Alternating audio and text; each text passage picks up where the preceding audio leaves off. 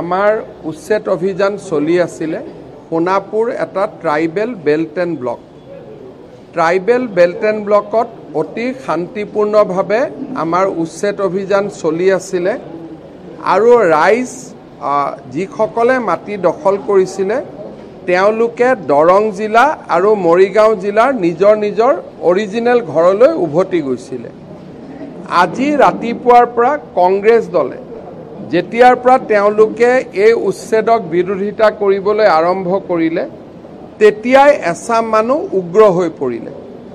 আপোনালোকে যদি চাই যে বিৰোধী দলপতিয়ে 10টা 10:30 বজাৰ পৰা এই এভিকশ্যনটোক বিৰোধিতা কৰা আৰম্ভ কৰিলে।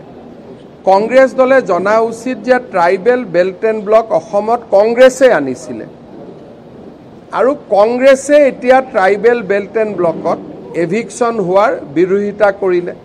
যেতিয়া কংগ্ৰেছে ৰাতিপুৱাৰ পৰা এভিকশ্যন বিৰোধিতা কৰিলে তেতিয়া তাত মানুহ উগ্ৰ হৈ পৰিলে, পুলিচৰ ওপৰত আক্ৰমণ চলালে। আমাৰ চাৰ্কুল অফিচাৰ, আমাৰ তাৰে থানাৰ OC আৰু DCP গোটেইসকল ঘায়েল হ'ল।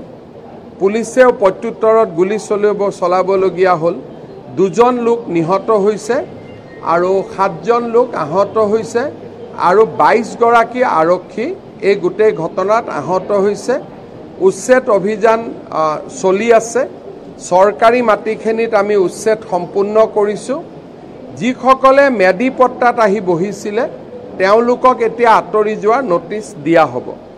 গুৱাহাটীৰ একেবাৰে লগত আজি যি ধৰণে সংগঠিত আক্ৰমণ হ'ল সি আহিবলগীয়া দিনবিলাকৰ পৰিৱেশৰ বিষয়ে আমাক আকৌ এবাৰ ভবাই তুলিছে যে আহিবলগীয়া দিনবোৰ কিমান ভয়ংকৰ হ'ব পাৰে।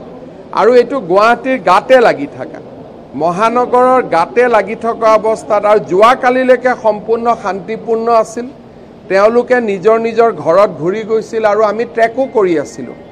কিন্তু আজি ৰাতিপুৱা কংগ্ৰেছে উৎসাহ জনোৱাৰ লগে লগে পৰিৱেশ এটা অৱনতি ঘটে।